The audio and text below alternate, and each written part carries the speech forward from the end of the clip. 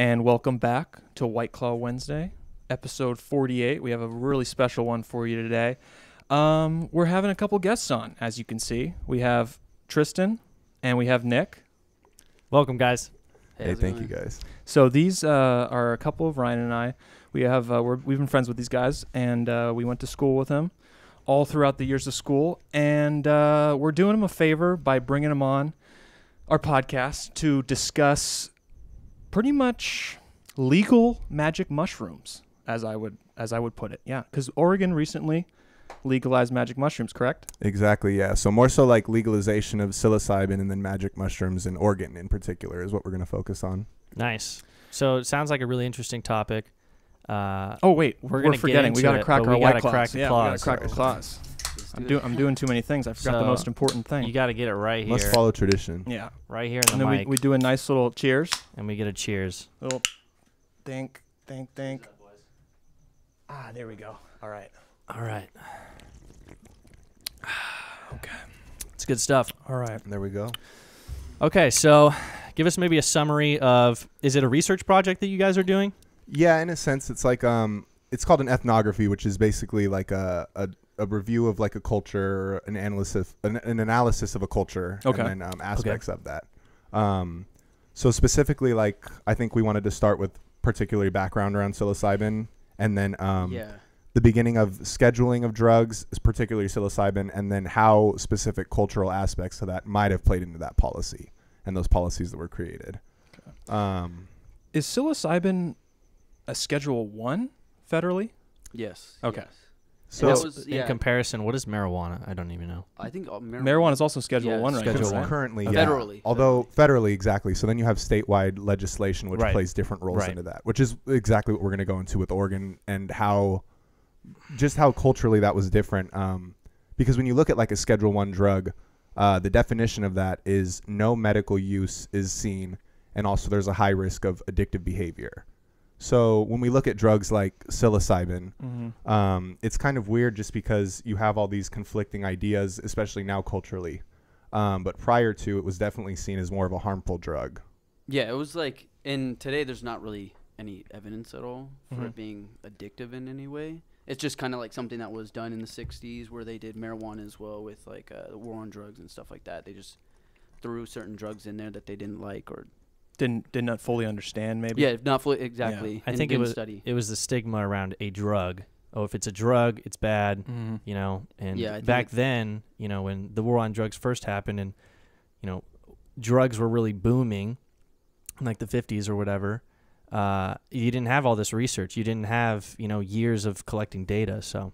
Yeah, and then and also the Schedule 1 restricts you from doing that exact thing. Oh, right on. That further research, exactly. So it's kind of like it doesn't help either way. You're not going to be able to study it. Wow. If it's federal. Catch-22. That's what's going on in Oregon as well, is like them bypassing that, like with the FDA and stuff like that, approving some of the like trials for it and stuff like that. And even in some of the background we found, culturally, like the view of psilocybin, prior to like 2011, the public interest for psilocybin was almost like it just wasn't a big thing and it wasn't a big driving force. So there's no cultural push by the people to change this policy.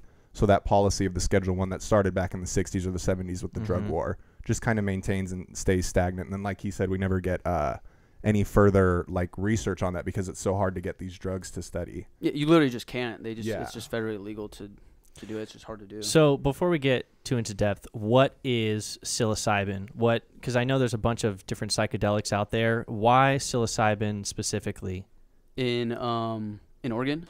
Why specifically in Oregon? I mean, you guys are talking about psilocybin, right? Oregon specifically. Well, psilocybin, like just as a base, psilocybin is going to be the psychoactive compound inside of magic mushrooms.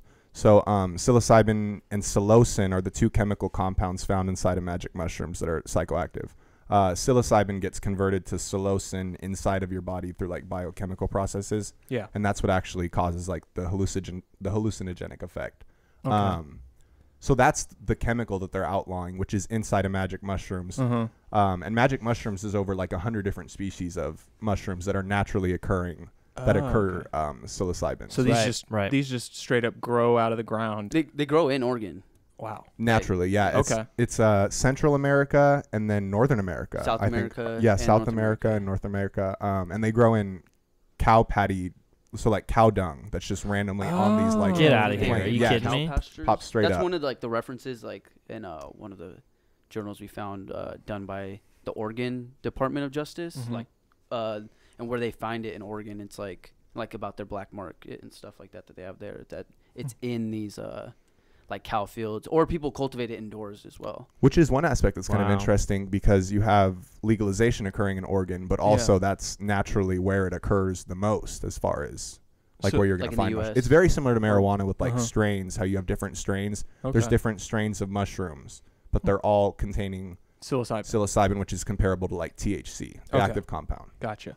And so you're telling me if a cow shits on the ground, like mushrooms can sprout out of it? I think that's the I don't know. I think cow dung is just good fertilizer. Okay. I don't know. So I don't know much about the cow dung cultivating mixed with the earth. So kind of. I believe the way this works, I've done a little bit of research on like fungus before. So I think you have mycelium, which is like a white web-like mass that grows underground. And then if I'm right, what happens is that the cow dung becomes like food for the mycelium. And so mycelium functions as a plant, and then mushrooms are like fruit to a tree, as mycelium is the tree. It's a very weird concept, but it's just kind of in the ground, and then a cow comes, shits on the floor, and then mushroom comes out of it because it has food for that strain of Sounds mushroom. as if it's almost like a spore. It's type exactly of thing, a spore, and then 100%. it lands on the surface, and then if it can grow on that surface, it grows. Exactly. Well, that is crazy. Yeah. I never would have expected. I was picturing like mushrooms growing on a tree or something like that. No, exactly. And then you just just pluck them off randomly in the ground, walking through a forest in Oregon, which is like why we see so much of it with ancient cultures. So like one thing that we talk about is the Aztec in Mesoamerica. They have documented stuff of them consuming these mushrooms back since 1519 with like Cortez, and they call it the divine flesh. The Aztec call it the divine flesh. Yeah. Wow. So like it has cultural, religious, like not pre-human, but not even proto-human. I mean that's just an ancient civilization using. What is proto-human? Proto-human. I don't know. Proto-human would be.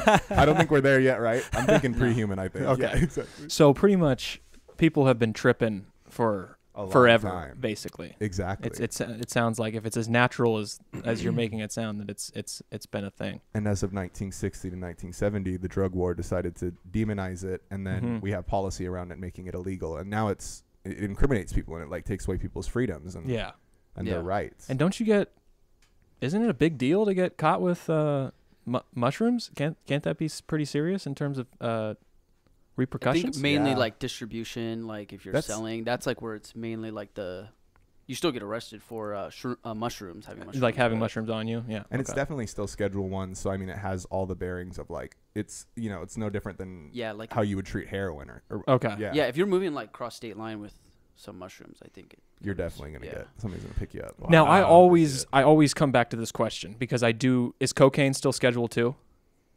I don't. I believe so. Get out of here. Double check it right now. Are you kidding me right now? I'm like sure. No, 100%. You know why? Tristan and I have discussed this a lot before. Yeah, we've actually talked about that. All the people in power back then were on coke. That's got to be it. That's got to be it. They were running on it. You know what's also crazy about this that we talk about in our class is alcohol and tobacco were completely exempt from the scheduling procedure. And what medical benefits do we see from alcohol or tobacco? Literally nothing, right? And how addictive are they? Yeah. Short-term happiness. Exactly.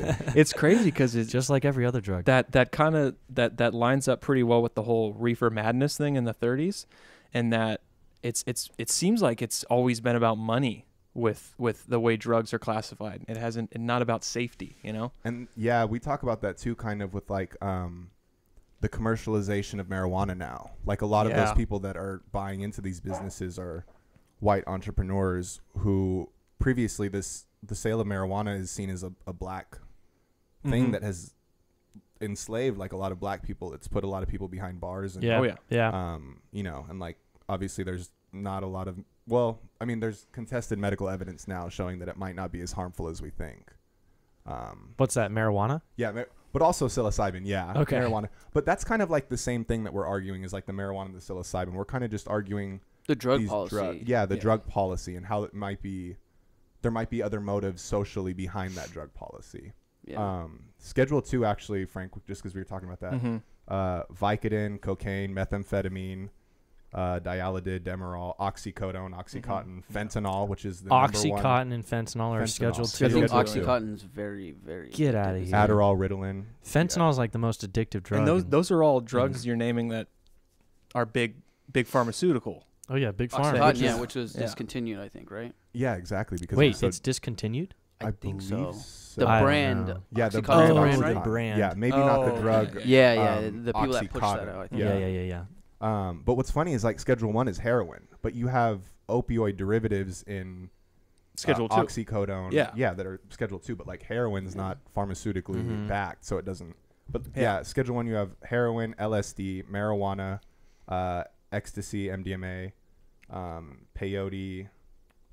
Peyote. Oh, that's actually what I want to talk about. That sounds because crazy. There's a whole episode of Workaholics about how their Adam poisons their smoothies with peyote, and you know you're not really given the details of like how he does it. He's just like, oh, I put peyote in our smoothies, and then they all start tripping.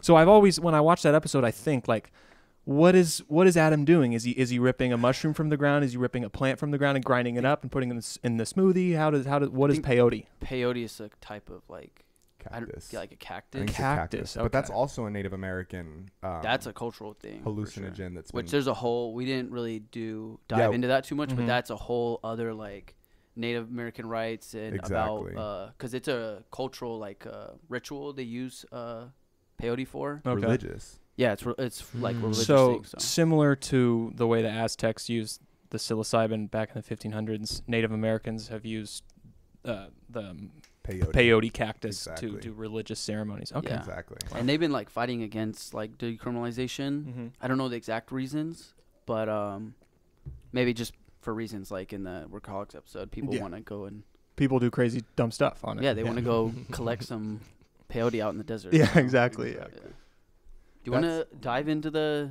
legislation? That's what. Yeah, we could start doing that stuff. I think we should. How has Oregon been able to been like the one place in the United States that has been like, yeah, we do mushrooms legally over here? Like, I mean, that's like the culture thing, right? Like, yeah, but I mean, just how are they able to? Why are they so much different from every other state? Yeah, so I think one thing we found really interesting about that is we found some interesting demographics. A lot of so we looked at a lot of the balloting for this last presidential election because obviously there's a lot of statistics on that. So we kind of looked at that, and I think we saw it was somewhere like 2.15 million registered balloted voters in Oregon, right? Yeah. And then we had a turnout rate on this measure 109. 1.8 million. 1.8 million. So that leaves about 400,000, roughly 500,000 voters who did not vote on this. But still, 1.8 million or 1.8 million people in that state felt some type of way in that they had to vote about it. Had interest in it. Yeah, we didn't know if that was a trend either because there's people that vote on elections strictly for president. I don't know those exact numbers, but there's people that do that every cycle. They only will vote for president and will ignore Senate. They'll ignore the whole thing. Do you guys know the comparison between like the other props? No, we didn't look into that, but we did look at like overall voting. So like there was like 2.5 overall, and then some of the stuff we looked at was like moderate conservative, which moderate and conservatives alone I think took up like over 60% of the vote. So Oregon, and it passed by 56%. Wow. So which is weird because you would think culturally, I mean, you would figure this movement is backed by like grassroots people that are more like, you would think more hipster, young generation. Yeah, the younger generation. But really the voter turnout almost shows that it's more so middle-aged. Yeah, it was like let me check. Middle-aged, not only conservatives, but also, what is the other word? Independent party affiliates. Yeah, just like just right in the middle. Like it wasn't just necessarily a liberally backed movement. Okay. Now, so this was a proposition on Oregon's ballot to decriminalize psilocybin. Measure 109. Yeah. Okay. So I think did you guys explain that a little bit? Exactly. Yeah. So one thing is like it's not going to be legalized in the sense where it's like marijuana, where like I can go to some dispensary and buy some, pick up some magic mushrooms, go to my house and do them. Is that medically or recreationally you're doing that? That would be recreational. Okay. In the sense of like how marijuana is. Okay. Where that's still legal, but it's considered recreational. This would be almost medical legalization. So the way it would work is that we pulled up the bill, and the bill has some really interesting wording. That's one thing we really wanted to get into. But basically, the bill allows specific manufacturers of psilocybin to produce psilocybin products. So they would take mushrooms, extract psilocybin from them, as in like a pharmaceutical setting, how they normally would with any drug. Yeah. And then they're gonna produce that drug on some kind of a manufacturing scale, and then they sell that product to these licensed businesses or whatever. That's all important. Exactly. Yeah. And then these licensed businesses are going to be able to administer doses and put certain settings so that it's therapeutic, and it's not just like a, it's not a recreational thing. So it has some kind of a therapeutic purpose to the measure. That's making a lot of, because at first what I was hearing was they're just opening magic mushroom stores like marijuana stores, and everybody's coming in and buying shrooms. Yeah, that's road trip. The propaganda against it, right? Like to stop it, you know, is to make it seem like they're letting everyone run free. There's gonna be drug lords and whatnot in the streets and stuff. But I pulled up some of this just so we can get a look at it. It was I think it's like 83% or 30 and up. So we have like 30 to 44 was 25, 45 to 64 is 35. Older people. And it was only 17% of the vote was 18 to 29. So that is going to make up a large portion of that 1.8 million that voted. So these are exit polls. Yeah, so it's clear they also understood that this is not just some let's get trippy with it. This is a let's use this trippy thing to benefit ourselves. Exactly. Okay. Yeah. So I don't know where you guys want to go with this, but why, feel free to divert, but why do you guys think that like sort of Frank was saying, why Oregon? Why is there that cultural shift in Oregon as opposed to other parts of the nation where you'd see probably the complete opposite results, right? Exactly. So the measure actually talks about that a little bit, which I thought was really interesting. I didn't think I'd see that kind of wording inside of the measure itself. One thing it says, literally the first statement it places is Oregon has one of the highest prevalence of mental illnesses among adults in the nation. So right off the bat, you have a prime amount of like a community of people that need help with mental illness. And then later, this thing even goes to the United States Food and Drug Administration. So this is the FDA, a government institution. Put this right here, Tristan, right here. Got you right there. Yeah. So that's there we go. Yeah, I hear it now. That's like a government administration saying that preliminary clinical evidence indicates that psilocybin may demonstrate substantial improvement over available therapies for treatment-resistant depression, which is crazy because treatment-resistant depression, we can't cure it with treatment. Yeah. Usually we have antidepressants that help, which not saying those are bad, but statistically they really don't help though, right? Exactly. And then you have a natural substance like psilocybin that comes in and it's able to show the FDA, a group that prior we pulled up some of their stuff from like the FDA, or it's the DEA and the Department of Justice, which are still federally recognized groups, but like they, in some of their brochures, like they list who abuses psilocybin, not who uses psilocybin. So like that wording right off the bat puts a negative connotation behind users of psilocybin. Okay. And this is in the bill?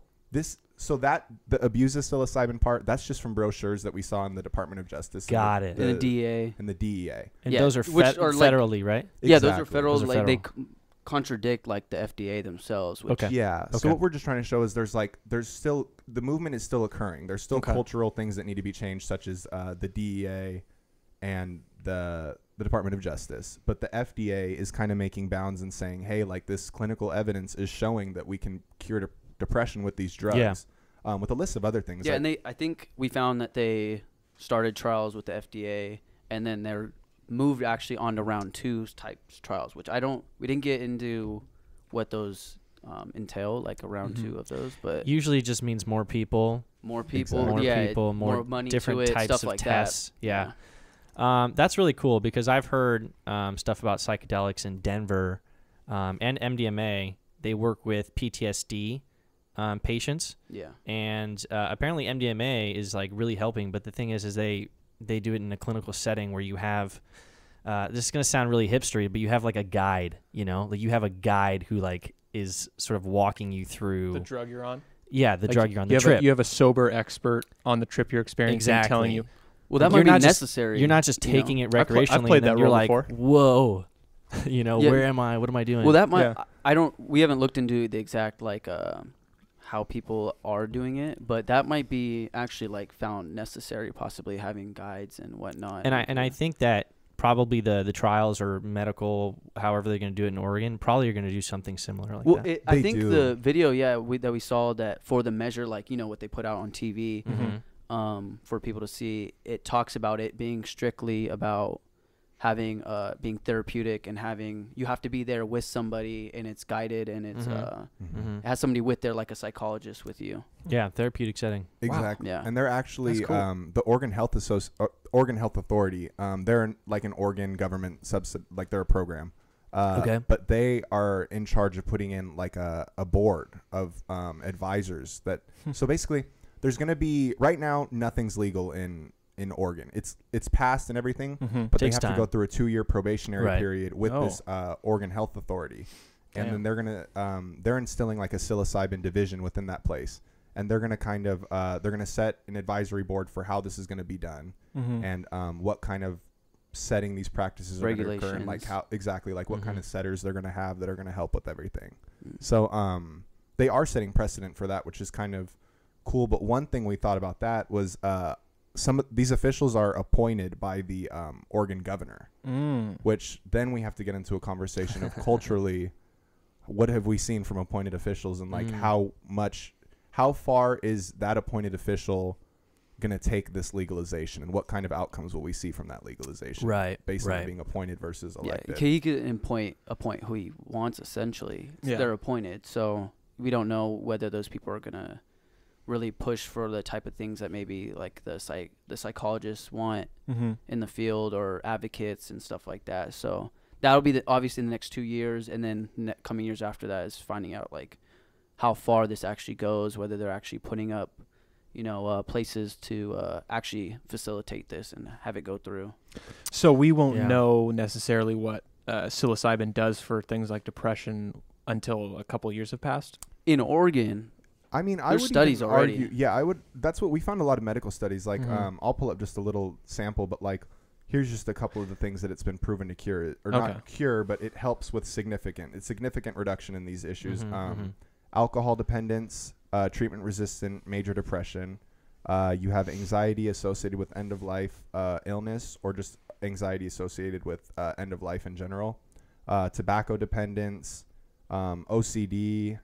Just like really major mental illnesses that we're seeing nowadays. And I think Oregon is just really being like a first step in trying new treatments for this that might not be as harmful as the picture that they've been painted to be prior. Yeah. And it's a good sample. I mean, like you said earlier, it has one of the largest in the world with like or not in the world, in the U.S. with mental health in the U.S. So has there been studies like outside the United States? Is there like another country that's sort of pioneering the, I guess, clinical trials with we didn't look in. I know there's like Swedish studies. That's not necessarily medical that we've looked into, but just I know anecdotally, like Amsterdam, you can go to, they have specific smart shops, and you can go in there and buy psilocybin truffles, which a truffle is just a mushroom that grows underground, which is really interesting because that's recreational. I mean, that's like literally a dispensary. You walk up, you're over 21. I want some truffles. You get them, and then you're tripping on the streets. Yeah, Amsterdam goes hard. They pretty much everything goes there.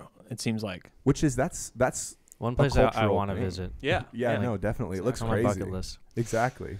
But that's like that cultural difference is that they don't see a problem with those drugs, or not that they don't see a problem with them, but maybe they just let people make their own decisions. I don't know. Yeah, I haven't looked into it, individual choices / how do they meet the problems that might arise from it, I guess. It's funny. I think of all the medical commercials I've seen on TV, and often you see the ones that are for depression. You say like, oh, take subscribe to this medicine and cure your depression, and then they start listing through all the side effects, and it's just like some crazy it's name. It's like everything you can think of, coaxial cord. Yeah, and like, oh, your skin might turn red, your head might hurt, you might throw up constantly. I would love to hear side effects. You'll trip balls. Yeah. Exactly. Like that would be a fun, like that's the one side effect of this drug. Well, I think it's mainly like microdosing. These. So it's like taking small amounts to lift up some type of morale, in a person. I can see that because you kind of still have, like, if you just take a little bit, all you'd really get probably is some euphoria. Yeah, that's exactly what they like describe in those like studies and like the abstracts and stuff like Isn't that. Psilocybin like the most potent psychedelic? I don't know. I don't know if like because we have man-made. We have like the LSD. Isn't DMT? DMT's the most. But doesn't DMT come from psilocybin? I think it has psilocybin in it, right? I've watched too much Joe Rogan. I know exactly. That's what I think. There's some form of DMT inside of psilocybin, but I want to say salvia is actually stronger than acid, which I think acid is stronger than psilocybin. Isn't salvia like readily available? Can't you just buy salvia at the smoke shop? Yeah, exactly. Isn't that spice, or am I tripping? Spice is spice runs into the same thing. That's like these gray market drugs that like spice will kill you though. Yeah, K2, like exactly. those K2, bro, watch out. Yeah, but that's what like spice and was sold as like an incense in a smoke shop, not for human consumption. But like you pull up getting K2, like you know what you do with it. You put it in the pipe, you smoke it, and then that's what like people know. But it's sold not for human consumption, so it's legal in like the government size. I just got to bring up another television episode. The show Shameless has a great episode where I can't remember what character. I think it's Lip. Lip's living in the dorm at a college, and he starts selling spice. And everybody in the dorm is on spice, and they're just going nuts. Like one guy jumps out the window, and it's all over the place. So yeah, you don't want to be smoking that. It's like bath salts, right? Like you can get bath salts at exactly. Can't you get it at like Bed Bath & Beyond? I don't know. I have no clue actually about bath salts. It's literally they sell them as like incense. It's crazy, and it's like since it's an incense, it's legal. But it's like the markers at school. the markers at school. You steal. Yeah, and I think it's also how available like spice is, how available it is as well. Like you make shrooms more available for certain people that are probably going to do shrooms more often, which is probably definitely safer than you doing spice. Interesting is how we talk about side effects. Like this article, it's like a medical document that we found, but like they have 4 different studies that they all independently come to the same conclusion that psilocybin is like the least harmful drug that they've seen relatively to other commonly abused drugs. So like it is the safest drug medically recognized by certain people. And so how do they measure that? Do they measure that based on like side effects, based on the addiction rates? Like how what do they get? I think it's a combination, and I don't think there's like addiction. I think there's like dependency. Okay. I think you build a tolerance, not necessarily a dependency to it. So it's more so just that you need more to feel the effect. But also I think they've given people like really, really large doses, and they don't have any side effects or any like weird. So I think, like fentanyl, you take a dose that's 3 grains of salt and you're dead. Yeah, it's like some crazy. Yeah, exactly. that's ridiculous. Wait, is that real? Like just that's like real. 3 grains of salt and you're dead? I think it's 2 grains of salt is like the threshold, and then past that you're There's dead. like a baseline of like dangerous level, and it's like something incredibly small. You're talking about like pure fentanyl? Like exactly. Yeah, like literally pure. And it's then, called like the 50 something. Beats me. But then you have people who die from fentanyl where they're taking a drug that has a little bit of fentanyl like put in it. Yeah, exactly. Well, that's the thing. That's 2 grains. So you can just put it in a drug like just like. Obviously, I think I've seen it. Like, obviously, this is like social media. Like, people post like tests or whatever of like. Yeah, and it's powder. So like, I mean, Molly, you could test your like Molly pill if it has fentanyl in it. Yeah, exactly.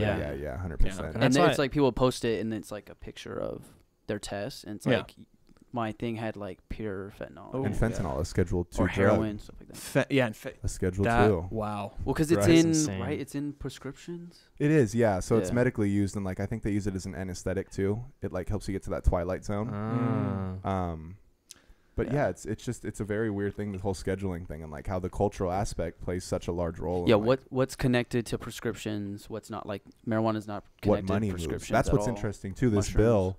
Or this measure, sorry. The only corporate investor was, have you guys heard of Dr. Bronner's soap? No. Dr. Bronner soap? That organic. No. You've never heard of it? Bronner soap. I've seen it. Organic soap. I don't know if you want to look at a picture. I've seen it before. Do they make organic soap? Right now. They make organic soaps. They do. And Olivia's obsessed with it? Well, she's going to love that I'm saying her name because she told me to say her name on the... Oh, okay. Well, it does seem, She uses it. It's like it's a very trendy product for girls right now because it's natural. It's like essential oils and it's like all that kind of stuff. And they funded it? They owner, donated, right? Yeah, they donated. I think it was like $1 million. It was a good amount. Yeah, it was. They were the only corporate donor though to this whole measure. Which is it kind of in the category of the whole bath bomb thing where you like put a thing in your bath? It's a little more. They sell like soaps. It's really soap. Lotions, right? It's like just soap. Bars of soap. Yeah, Dr. Bron. I think it's like Castile. Natural, like, so just I some don't even know what natural Castile bars means. of soap. Okay. Interesting. Very cool. He'll pull up a bottle and I'm He's sure the- you guys so- will know it right away. Only like- donor. I wonder what that. Oh that my means. God! Yeah, Yes, isn't it dude. so Yes, recognizable? Seen that? dude. I remember seeing Those that all over labels, the house right? when I Isn't it used to so live there. recognizable? Dr. Yeah. Bronner's. Never seen it before. Yeah. The peppermint smells really good. Yeah, It's bro. nice Those soap, bottles were all up in the shower at the Hamilton crib. Exactly. Yeah. No, Damn. I love Wow. having a laptop here. This is great. Right. Yeah. No. Yeah, you it's guys like are real you Joe guys are kind of Rogan. like I our two know. Jamies We right might now. hire you Yeah, guys yeah. or something. I don't know. No, yeah, but so they were the only company that donated to this movement, which like you have to wonder why, there's corporate investment into That it is now, a and, like, why wonder. there's only one. If he wants to get involved and That's stuff like that. That's a wonder another because thing. you look at, on the flip side, you look at like, I forgot what prop it was in California, but it was the one that was like solely funded by Uber, Lyft, Mm-hmm. and Yes, stuff like yeah, that. yeah, where yeah. there's Right, just sure. like Prop 22 or immense corporate pressure and funding and Yeah, you would see 10 ads for yes on 22 and then one ad for no on 22. yeah, Exactly. I don't yeah, even and they're think all I like, saw I'm no an ad. Uber driver and Yeah. please Yeah, don't, please vote yes on this because please leave me independent. yeah, leave me independent. And Yeah. so in contrast, you have what is it called? A measure? Exactly. Yeah. A measure that has only one corporate sponsor and it's a soap bar. Oh yeah, we Exactly. actually found A some, natural soap bar, Maybe they're trying to get into the psilocybin business. which they some of the should. people. So that were they supported funded? it, Were they funding it to pass or to to fail? Yes, pass? the They're the pass only measure. corporation. There's a union, And it worked in Oregon. it did Yeah. by Union. a shocking. I think it was 56% yes. So I mean that's a pretty substantial win. So there's a union too, a coalition of Oregon professional associations for counseling and therapy. What about Also. wasn't there a nonprofit too that what was that one that we found or the public activist committee or whatever? I don't remember. It was that one. it was another there was another marijuana activist group, political activist Oh, group. a PAC. Yeah. Yeah, just It was a political conglomerate, yeah. activist conglomerate of donors, but they were another one that Yeah, we looked into it a little bit. They seem pretty. It was started by or I don't know if it started, but the guy who's running it is like a lawyer for drug reform and stuff like that. Yeah. So Oh, it nice. seems like it's in the right direction with him. But Maybe the whole organic soap. Maybe their angle is they're trying to within the next few years release a soap that releases a little The just a psychedelic. little yeah, bit. releases a little That might psychedelic.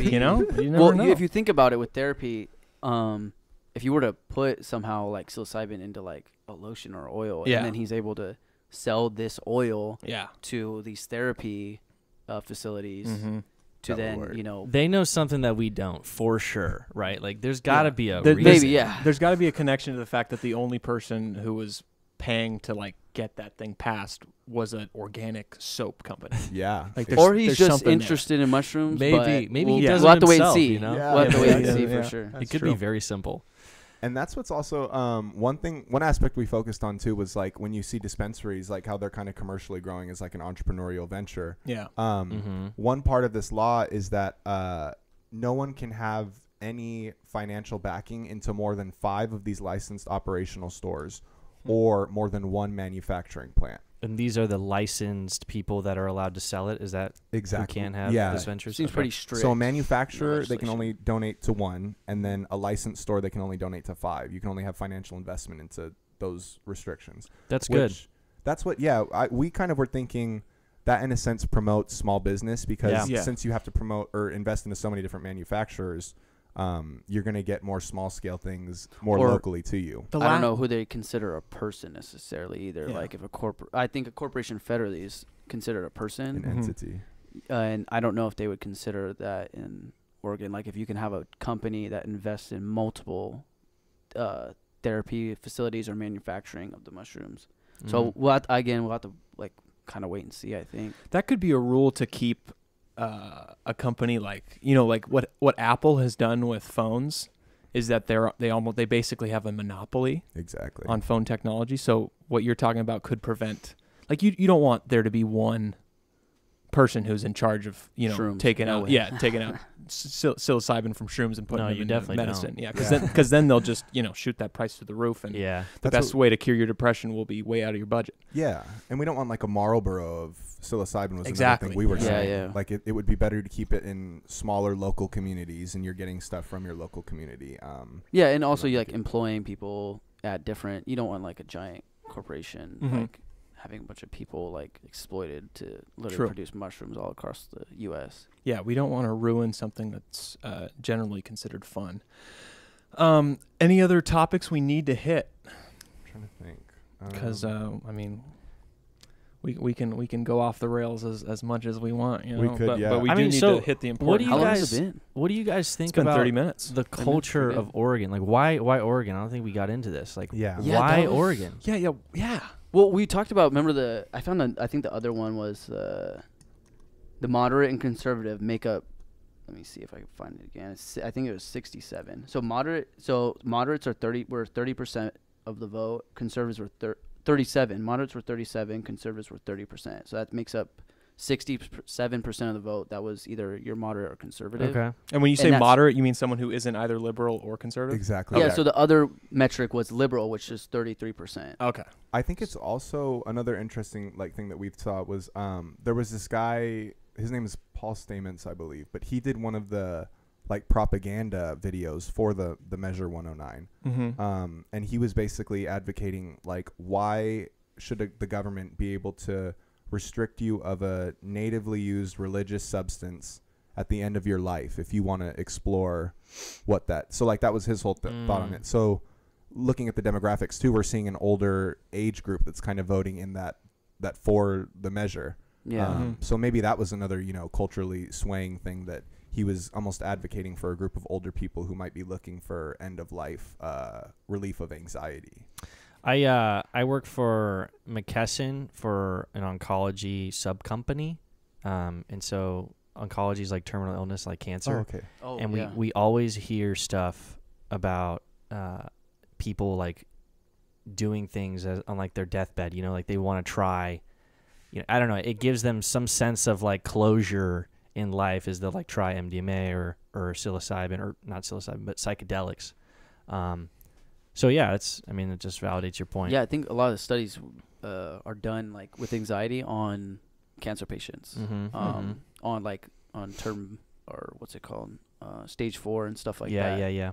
And I think that those studies were overwhelmingly supported Exactly, with psilocybin mushrooms. So, and I don't know if you guys I don't know really what the benchmarks are for mental health and stuff like that, but if you look at sort of how we've advanced in terms of our physical illnesses compared to mental illness over the past 20 or 30 years, literally physical illness, we've gotten so much better. This is your broken knees, I've got a pain in my wrist, what is it, and even things like cancer, which is a tumor, which is considered terminal.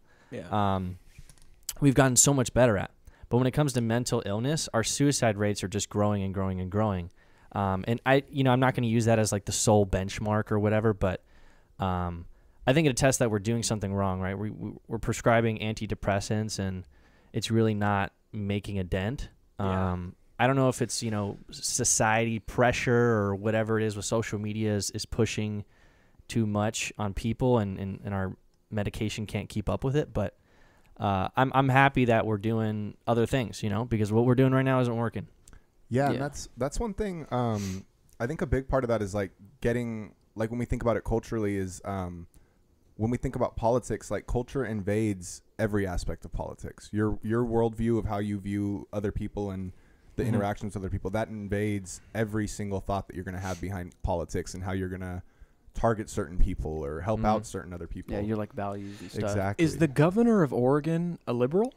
So Good question. Yeah, we need to actually. I want to pull that up while because I wanted to point out this board that the governor is appointing. Yeah. One of the wordings that's put into this ballot or the measure is that the people he's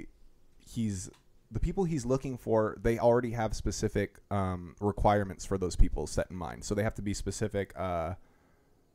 They have to have specific jobs prior to even coming here that kind of give them credibility to qualifications, kind of. Exactly. So we're not just getting politicians that are coming in. It's going to be medical professionals who have worked with this stuff. They're even looking for Native American people who. Oh, that's nice. Super interesting because I don't know if we've ever had Native Americans on policy boards that can show how their culture has used this drug safely for thousands of years and what it's done for them. Yeah. But you're getting people that are actually looking out for these communities and looking out for these people who are using these drugs and what possible benefits they may have versus just following the old war on drugs, like, you know, psilocybin's going to turn your brain into a fried egg. Mm-hmm. You know what I mean?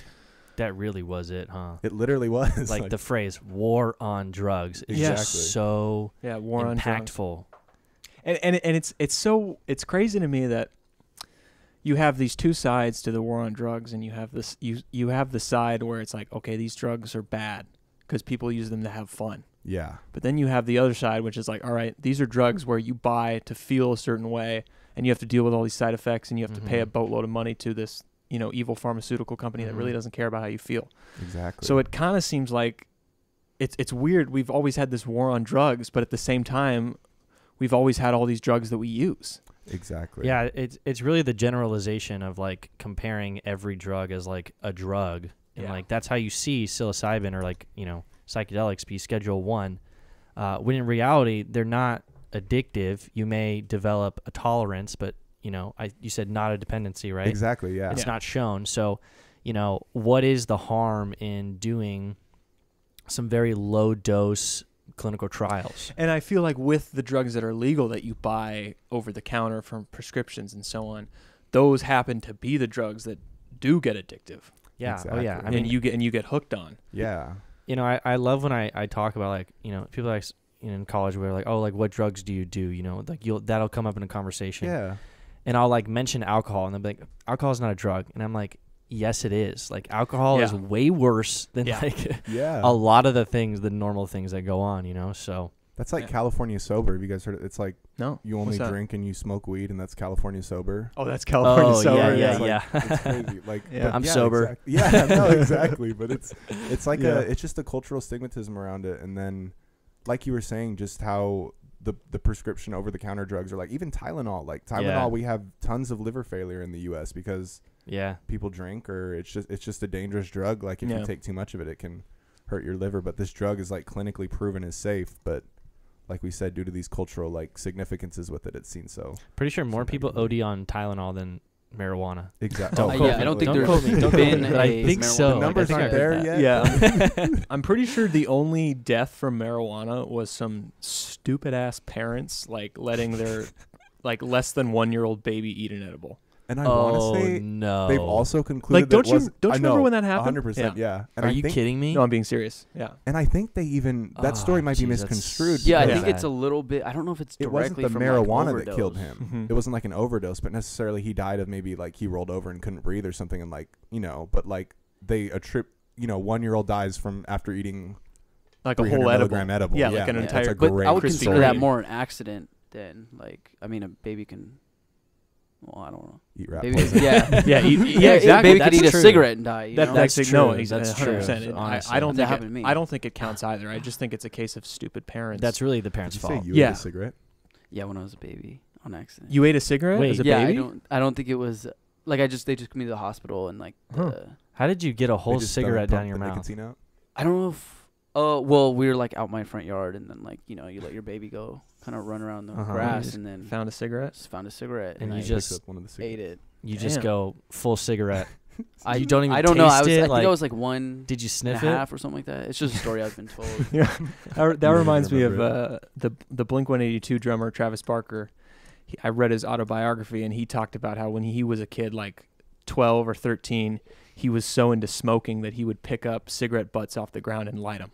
I think that was dude, you see homeless people do that all and I the was time. like, damn, that is disgusting, but it seems like that's like hard. you. It's kind of hard. It's kind of hardcore. It's hard if you're successful, you know. It's hard if you're a 13-year-old and you become a great drummer. Yeah. But, but for the governor, I found some stuff. Kate Brown, the governor. She's just a Democrat. Okay, yeah. And I looked on the ballot, like the supporting representatives from Oregon, and I don't see her name on here at all. So it doesn't look like she supported it, nor did she back it. I mean, there's different ways. I think there's support, and then I think there's candidates that run on it. Like, I support this bill if it were to go in. Or if I support it, meaning like I want to pass this. I think they're kind of two different things. And then I looked up more stuff to try to find if she supported. I couldn't really find anything. All I could find is that she's going to be the one to appoint like you said earlier, the people that run it. So, I forgot what I was going to say. Sorry. But like also to that, like the how she's gonna appoint people. Just since we have like some guidelines for those versus like I'm looking at the Department of Justice.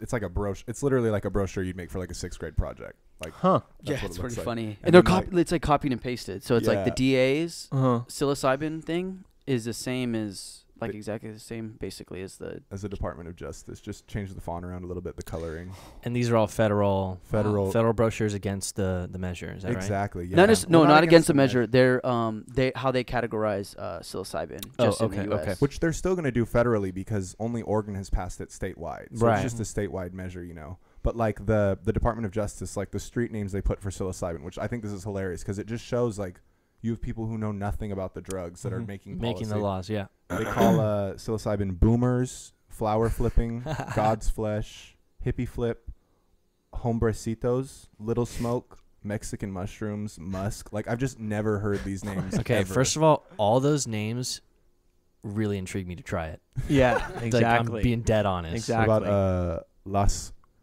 mujercitas? Yeah, that sounds great, dude. That sounds. You come up to me and you're like, "You want some las?" What you said? What you just said? Yeah. I'm taking it, bro. Yeah. That's and like the God's flesh thing. We thought that was kind of interesting. That sounds sick. Like you want some of God's flesh? Remember we said the Aztecs called it divine flesh. Yes, so that's true. So the DEA or the Department of Justice just comes and like, let's make it Christian. It's God's flesh. You know what I mean? Like it's weird. Like it's just weird policy. God's flesh regarding it. Political correctness. Yeah, exactly. It's different. As a Christian, I feel like I shouldn't eat God's flesh. But you eat Jesus's, don't you? Yeah, but exactly. You go to church. I eat Jesus's body and blood every Sunday. Underage children drinking wine, which is also another crazy thing that we do. Yeah, but it's legal, you know. Yeah, it's not even scheduled because there was too much money to be made when we were scheduling stuff. So why would we? Exactly. All the wine companies wanted kids to drink wine. That's why. Exactly. And the funny thing about communion wine is it's terrible. It's awful. It's really bad. It's literally the worst. Bad. I've never had it. I think I've had like grape juice. Just imagine the worst wine you've ever like red boxed wine. You know what's worse than that? You know what's funny is when I did my communion, it was white wine white wine. It wasn't even red. Huh.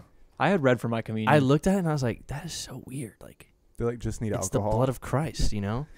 Are you Catholic or are you Christian? Yeah, I'm neither anymore, but I grew up Catholic. Ryan and I went to the same church for a while. Oh yeah, we were hardcore. Well, Frank was hardcore. I'm a confirmed Catholic actually. I have a Catholic middle name. My Catholic middle name is Mark. I'm named after Saint Mark. I got to pick him. But so I think that's different. Like I grew up Christian. Well, not a devout Catholic, just a confirmed Catholic. Frank can marry in the Catholic Church. I can marry in the which Catholic is something church. that a lot of people can't say. No, really, and a lot of people need that. Yeah, but I'm not really looking to marry a Catholic, so it's kind of. So I don't know if you guys know this, but Frank's actually marrying me and my fiance. Oh, yes, I am. I'm the officiant of their wedding. Yeah. So it should be nice. And she's like she tries her hardest to be religious and stuff. That's why I was amazed that I got selected. I was like marrying me, but it makes her feel better that Frank is a confirmed Catholic. There you go. Wow. That makes her feel better. I'm glad. Yeah, low key. Sweet. Okay, good. I'm happy. Okay, cool. I have gone through it. It also makes my mom feel better, so I like that too. You're really like a golden child in our family. Sweet. Good. I think another thing we saw that was pretty crazy was like, I'm going to show you guys the Oregon Health Authority is that organization that I was talking about that has to do all the like assigning of that new psilocybin branch. Yeah. But like this is their homepage, and like you would think on a big measure like this that there's going to be anything about psilocybin. Like you can't find anything on this page. Like there's nothing. So like culturally, you just have to ask like what significance is, even though like there's still a 2-year probationary period. Like why is there nothing on this website? At least that there's so would it? Interesting. So is it safe to say that they're still a little nervous about being super open about it? Could be the governor. That's what. Yeah, I mean, because it passed by the people, of course. Yeah, I mean, the if governor is the one that's going to be. And it's just such a controversial power topic. to it. Yeah, like I think backing it immediately gives a certain connotation, especially when the U.S. sees drugs as such a bad thing. Like yes. Yes. It might be more like a national presence that's sort of affecting that. It could be. It's more like Oregon saying, this is how we're going to handle it externally, but here's how we're handling it internally. Yeah. But I mean, I'm really surprised at how many old people and moderate conservatives voted for it. And I think it really attests. I don't know, like, what... Well, we don't know how many of them voted for it. We just know that, like, the raw, like, population... Demographic. Which was majority older and majority moderate conservative. But so we know but that... it passed, right? Yeah, But and it it still passed, passed by 56%, and the total number of older people and... Well, older people, 30... Well, we'll say... I think it was 30 and up. Yeah, it was 30 and up. Yeah. 30 and up being 83% of the voting population in Oregon.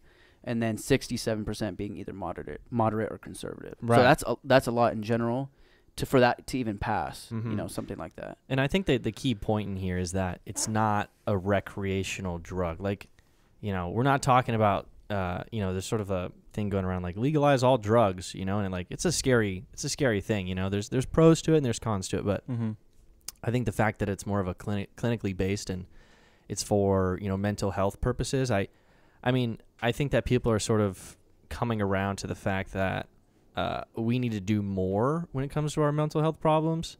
And I mean, I you know, if you don't have any like, you know, bad views on psilocybin, I don't know why you would not vote for something like this. Yeah.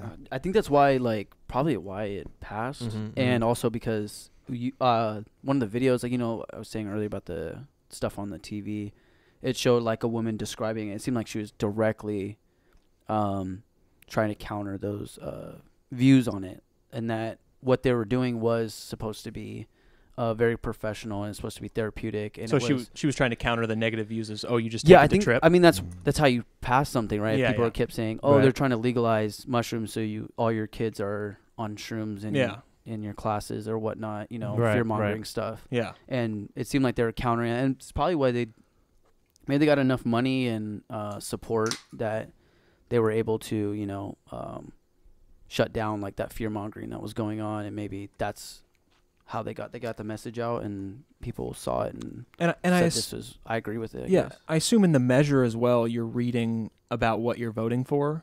So you're reading about what this psilocybin is going to be used for. Exactly. Yeah, I'm talking. This goes through everything, like as far as like it gives dates when the governor has to appoint these people. But like but that's in the legislation. We don't know.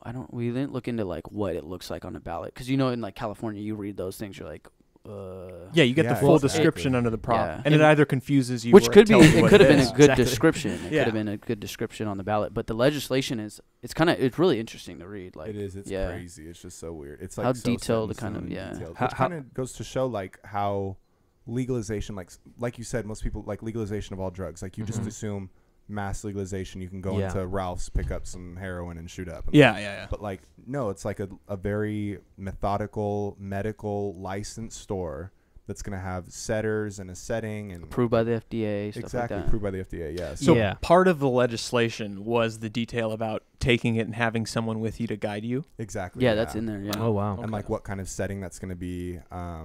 I think it goes into dosages and stuff like that. Like it's pretty. Yeah, and that's also all dependent on who she and then also, but appoints. There was the how much like oh, go ahead, sorry. So another point that we thought was really interesting is one of the things is that the law cannot be amended to force government subsidies or health insurance payouts. So they can't force health insurance or the government to provide these programs.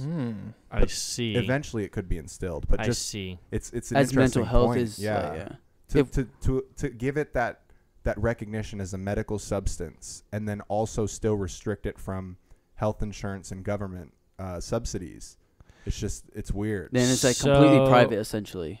Okay, so my understanding of this, because I don't really know all the lingo, but essentially, if I have like my insurance through McKesson, they're not going to provide mental health counseling and clinical trial. I think that's what the bill's saying. They're not forced to. So maybe they could, and that's where we could see companies, you know, extending a little bit of morality and a little bit of, you know, let's test out this possible. Yeah, maybe in Oregon, maybe. Like what's going to happen really when we talk about health insurance? Yeah, they might rather be, you know, let the people have the, you know, what are they called? Pharmaceutical companies handling the drugs that are associated with mental illness, rather than it being like they rather take them. I don't know an anxiety drug, but rather than take like anxiety pill Xanax. than mushroom. I would be interested into the military's reaction to this for like vets that was who have like PTSD, you're coming, and obviously they're in Oregon or they're retired in Oregon. Or I think there's veteran associations that like supported it and stuff like that. Yeah, specifically for there's PTSD, law enforcement that actually that were actually for it, which is like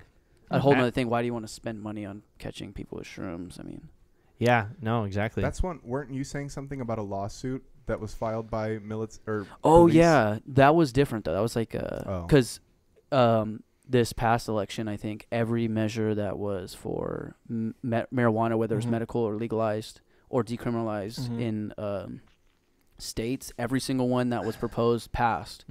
So there wasn't any. I think it was like 8 states that did some type of, whether they amped up to from decriminalization to legalization or medical to fully legal or recreational.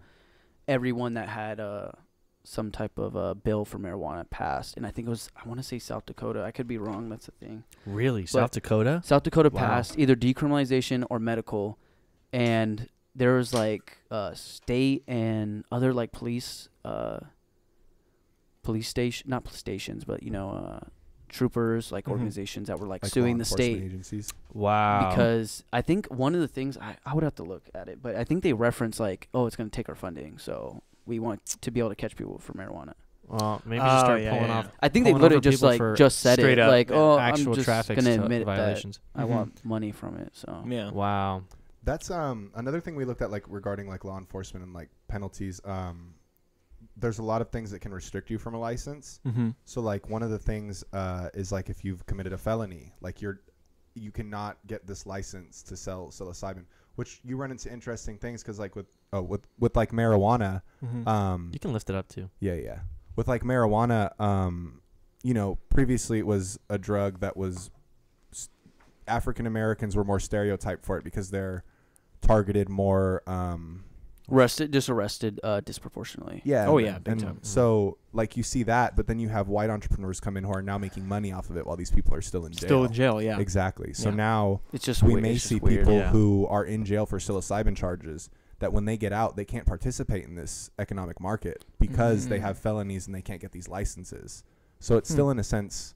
It's just a weird. It's that sense of it just feels question, weird. Yeah, like, it's just like why do we have people? Like why? Yeah, like why just because it passed, these people would not get to participate? I feel like eventually we will learn and we will create some type of, I don't know, maybe federally, but this is in a very long, in the future. If someone's in jail for something that we legalize, then they should be pardoned, or they should all their charges should be dropped because why are we holding? We're holding people to a different standard at that point, probably just because of logistics. Like, do we really want to, do we want to release everyone? Do we want to make these laws out? It's a whole process, but like, it's just so unfair. I mean, think it's fear mongering too. Yeah. Exactly. The fear mongering, like, oh, you're going to release a bunch of violent criminals, which it's anything advocated for it was been exclusively, I think, like, non-violent drug offenders. Drug charges. Right. Exactly. Talking about Kim K freeing a lot of it takes Kim Kardashian to free somebody of that, like, and give them justice. It's ridiculous. Yeah. And then like another thing was like you can't get this license if you have the habit of using alcoholic beverages, habit-forming drugs, or controlled substances. So it's like a medical card, right? Essentially, kind of like how like old school California, like you have to have a med like card. Early days of medical marijuana. Yeah. So like, why are we restricting people who may have? I mean, felonies and like I get that that's an issue, but what if someone needs the medical benefit of psilocybin to get over their addiction to alcohol? Exactly. That's what it's the wording is. That's what the only wording in here that like I felt was a little it was not clear enough or it wasn't defined enough. Specifically too when you say habit forming drugs, like what's a habit forming drug? Because under Schedule 1, psilocybin is a habit forming drug. Marijuana is a habit forming drug. And isn't habit sort of based on the person who's judging it in a way? Exactly. Like, it's like who some could look at this as a habit, and others could not look at this as a habit. Yeah. And what politicians are going to see habit forming drugs or, non-habit forming drugs. It's just a weird. And is one beer a week a habit or is one beer a day a habit? Like which one's a habit? Because there's people who have varying opinions on that. Yeah, exactly. Well, I for sure have a habit of drinking alcohol. So yes. I mean, I do it every week, literally. But it's legal and it's culturally accepted. I know, it's fine, right? But then you do. Yeah, why can't you acid, microdose? You do exactly. Yeah. 4 days a week. Like, people Yeah. are like, oh my Whoa, God, my this God. guy's crazy. Yeah, He's a this deep guy's web. yeah. Son, I don't want you Insurgent. hanging out with me. He's gone off the deep end. He's a Russian sleeper agent. I don't remember specifically. Was that like people who are going in business for or like work in it? It was just applying for licenses in general. It Oh, even okay, says okay. is not of good repute and moral character. So Yeah, that's weird too. This all sounds like just judging. Like anybody could like. It's a that's judgment where- call. Yeah. That's It's a where judgment like the call, whole yeah. appointed thing is weird, because that's where it really is going to matter most on where this policy takes place, is who is going to judge that good moral, that good character, and like how is that going to affect how these licenses are handed out, who's able to participate in this economy, who's able to get the benefit of this drug that's been proven medically. So the who is the cabinet, but we don't know who the cabinet is. Does that make sense? It's got to be appointed. Yeah. It was I think November 30th he announced that he was going to start the search, which he's Kate Brown? You mean Kate Brown? Yeah, November 30th. November 30th she's going to start doing it. And then like some of the people that can be elected, so they do kind of give guidelines, and like you have local health officers, representative of federally recognized Indian tribes, neuropathic physicians, people who work with mycology, which is mushroom cultivation. So, you know, they're people that are generally, they seem well versed on this topic, and it seems like there'll be actually good considerations for policymakers. So that's one pro I do see from the measure for sure. Yeah, it just seems overall like a well structured, which is probably why it passed, is well structured. Like what we're actually aiming to do with the psilocybin. This is the backup we have, like with evidence / the FDA approving certain stuff, and I think that's mainly why it passed, and then why it's, you know, it's gonna probably hopefully be a good example that we can look at, you know, in the next couple of years. You think there might have been a few voters who voted to pass it who didn't even realize they were voting for magic mushrooms to be used in medicine? You know, that could be, I mean, don't like know. you said, Probably. you didn't know Because if psilocybin the was- if the wording is right and you're only talking about Well- it as psilocybin, then you could think about this sounds great. or even if we're referring to them like by the Department of Justice, where it's like little more, whatever I said. Yeah, whatever. You know, like the Spanish nobody's word you gonna said. know Yeah. that. Yeah. Mhm. So Yeah. like, yeah, exactly. Like maybe. I And can like, play the video. I don't know if anyone's gonna be able to hear it. I don't know if are they allowed to do that. That would be like a major flaw. I think we in have the to worry What? about system. copyright with that too. Oh well, it's a measure public. I don't know if it's a public. Oh, bro, you don't have to worry about copyright here. Oh. And you it's guys a are- public. It's a we don't get measure. flagged? No. No, Oh, this I is like thought a it was measure too. automatic I don't know. too. I I don't mean, know if use- they'd be able to count to do it because we're doing it like for a newsworthy. Like Mhm. we're playing a Just measure cite that it. was. Yeah, go ahead. It's fine. So I don't think, I don't think it'll be able to hear on the mic. But If anything, we'll At get least you guys can demonetized, hear and it. we're not even monetized, so hear the don't worry. way that she kind of like portrays it. Yeah, maybe just what is she like saying it mainly, or like. Measure 109 regulates a promising approach for depression and anxiety. Why don't you lift that up to your mic? Medicine derived from mushrooms with access controls. Measure 109's There you go. regulations require psilocybin only be used by adults in licensed clinics supervised by trained facilitators. It's not legal for recreation. It's not sold in stores. A 2-year phase-in to develop safety, practice, and training standards. Measure 109 promotes safety for a therapy that can help people who are suffering.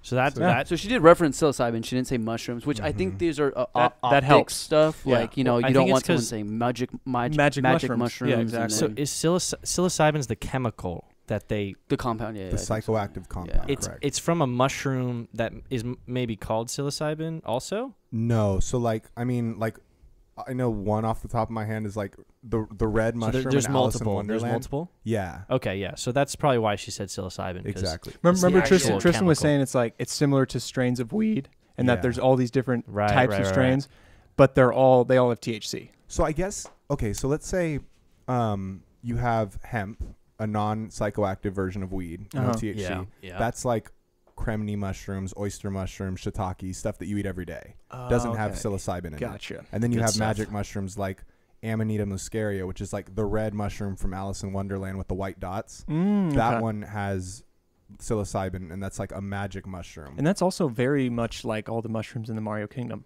Exactly. Yeah. Very weird, right? Wow, They'll level you up, they're baby. definitely trying to send a message there. That's what. No. Yeah. I think there's even. I want to say it even What if goes there was back an to ad like that? people argue Santa might be like the whole red and white thing. But like there's like old school drawings or something and like things with elves.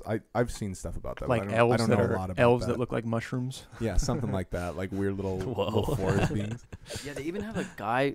I've seen him on Joe Rogan, but he has what are they called? the mycologist. mycologist, yeah. Okay. And he did a video for the measure too. I think they sponsored it and put it up on. Mycologist is what study of study of the cultivation of mushrooms, I want to say. But that's another thing is like other mushrooms have a lot of proven health effects we're finding now. Right. So we're finding them as like a superfood. So he kind of advocates for everything. Oh, He yeah, argues fungi. for It's about studying fungi. It's like lion's mane. Exactly. So he's arguing psilocybin is like another one of those superfoods, and that maybe we need it as a. There's like.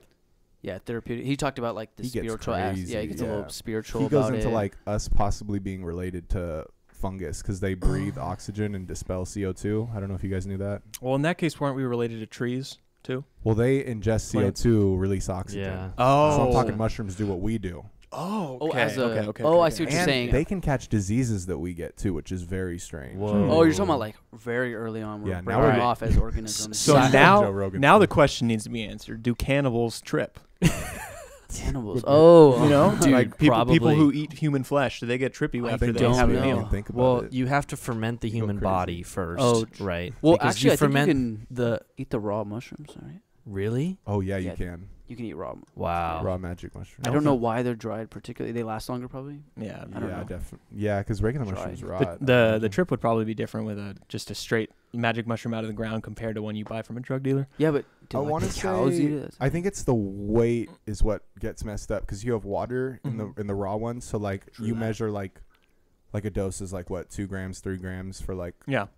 so like that's psilocybin that's dried. But then like a Yeah, you'd buy raw eight one of it. you need to buy like you're buying like 12, 30 Uh, grams because it's got a bunch of water in it. True. Yeah. But So we're at the hour mark. Anything else we need to hit? dude, On I this think we particular got note, it. I Yeah, we think kind of Thanks for Got our timing that, bro. All right. That well, felt quick. Yeah. awesome. That was good. Good episode. Episode 48 coming to a close. We thank Nick and Tristan for Thanks, being our guys. Thanks Thanks and for having doing our all this project great with us. information Yeah, thank for you. us. This was Appreciate fun. it. Yeah. Yeah, it was. Thanks for listening and subscribing as always. We love you. All right. Bye, everyone. Later.